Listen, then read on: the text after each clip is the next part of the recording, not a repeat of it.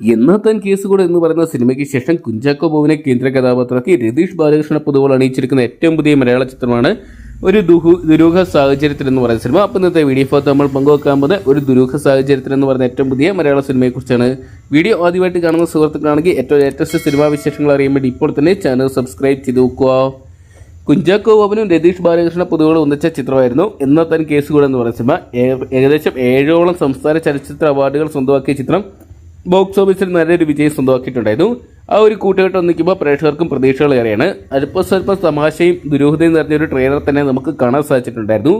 തിരുനെല്ലി പഞ്ചായത്തിലെ തോൽപ്പെട്ടിയിലുള്ള ജനകീയ ആരോഗ്യ കേന്ദ്രത്തിലെ ജീവനക്കാരും റേഡിയോയുടെ സ്ഥിരം ശ്രോതാവുമായ സേതു എന്ന് പറയുന്ന കഥാപാത്രമായിട്ടാണ് ചിത്രത്തിൽ കുഞ്ചാക്കോ ബോബൻ എത്തുന്നത്. കുഞ്ചാക്കോ ബോബനോടൊപ്പം തന്നെ ദിനേഷ് പോത്തൻ, സജിൻ ഗോപു, ചിദംബരം, ജാഫർ ഇടുക്കി, സുധീഷ്, ശരണ്യ രാമചന്ദ്രൻ, പൂജ മോഹൻരാജ് തുടങ്ങിയ മലയാളത്തിലെ പ്രമുഖ താരങ്ങൾ ഈ ഒരു സിനിമയിൽ അണിനിരക്കുന്നുണ്ട്.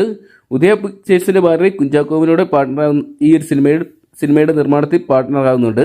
മാജിക് ഫ്രെയിംസും ഉദയ പിക്ചേഴ്സും ചേർന്നാണ് ഈ ഒരു സിനിമ നിർമ്മിക്കുന്നത്. എന്തൊക്കെയാണ് ബോക്സ് ഓഫീസിൽ വലിയ വിജയങ്ങൾ തന്നെ സ്വന്തമാക്കാനുള്ള സാധ്യതകളുണ്ട്. ചിത്രത്തിന്റെ ട്രെയിലറിന് മികച്ച റെസ്പോൺസ് നേടിയെടുക്കാൻ സാധിച്ചിട്ടുണ്ടായിരുന്നു.